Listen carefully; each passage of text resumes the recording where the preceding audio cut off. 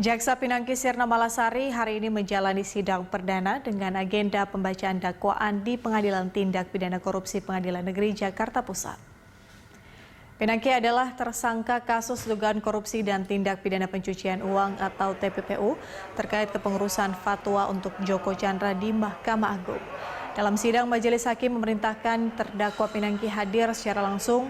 Menurut Humas PN Jakarta Pusat, Bambang Nur Cahyono, mekanisme sidang termasuk kehadiran terdakwa diatur sedemikian rupa sehingga tetap mengikuti prosedur protokol kesehatan.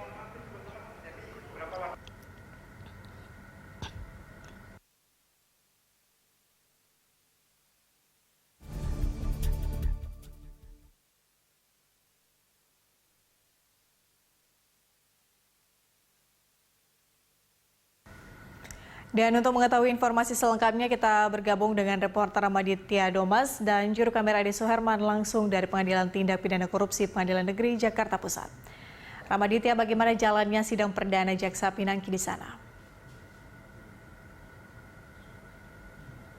Ya, selamat siang Patricia dan juga pemirsa. Dari pantauan kami berkaitan dengan jalannya sidang perdana Jaksa Pinangki Sirna Malasari untuk kasus suap dan TPPU atau tindak pidana pencucian uang tadi cukup berjalan kondusif. Dari pantauan kami, Jaksa Pinangki atau Pinangki sendiri sudah tiba di Tipikor, yakni sejak pukul 10.06 waktu Indonesia Barat dengan kawalan yang begitu ketat daripada para petugas yang ada dan juga dari penyidik dari Jampitsus.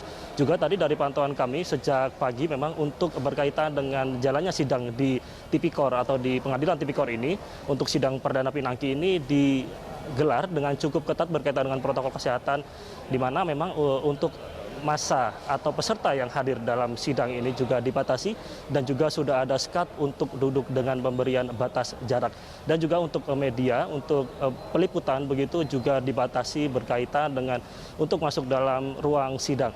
Dan dari pantauan kami juga tadi dan dari informasi juga yang kami dapatkan dari Humas PN Jakpus ini, di mana untuk agenda sidang perdana ini untuk anggota atau hakim ketua diberikan atau dimandatkan kepada yakni IG Eko Purwanto, sementara untuk anggota majelis hakim yakni Sunarso dan Muhammad Agus, sementara untuk panitera pengganti yakni ada Yuswardi, dan untuk jaksa penuntut umum yakni Muhammad Roni.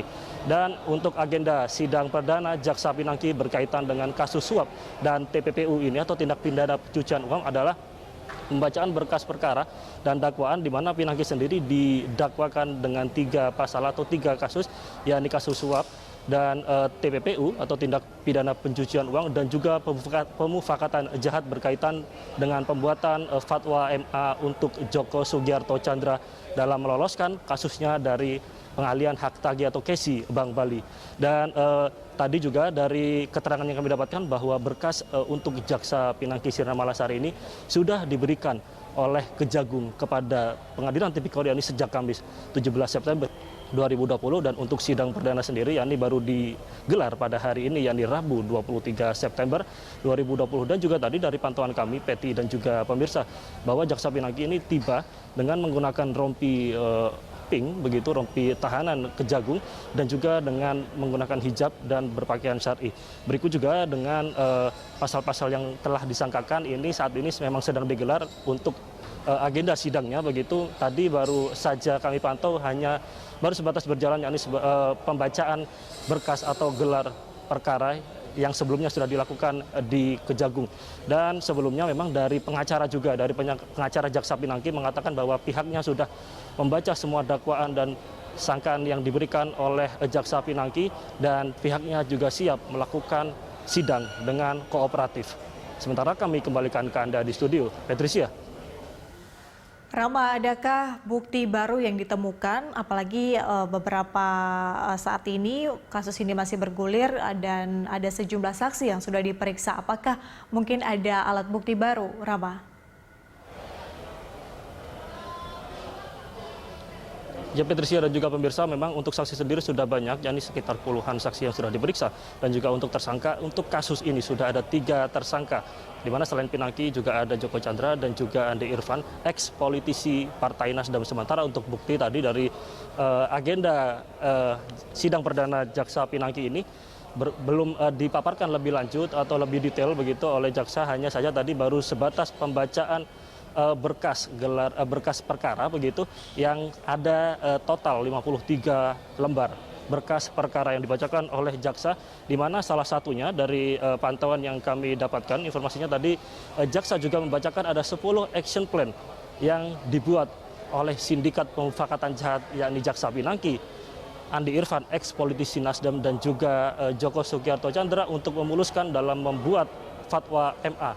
Di mana salah satu dari 10 action plan tersebut, salah satu dibacakan, yakni seperti misalnya pengurusan pengiriman surat daripada pengacara ke Kejagung, lalu dilanjutkan ke MA untuk membuat fatwa MA. Dan memang dari action plan ini, atau dari 10 action plan yang sudah dibuat oleh Jaksa Pinangki, Andi Irfan, dan juga Joko Sugiarto Tjandra ini, dari pihak Joko Sugiarto Tjandra telah memberikan down payment atau DP sekitar 7 miliar kepada Jaksa Pinangki untuk memuluskan langkahnya dalam membuat fatwa MA, dalam memuluskan atau menghapuskan vonis yang diberikan kepada Joko Chandra begitu, berkaitan dengan kasus pengalihan hak tagih atau KSI Bank Bali.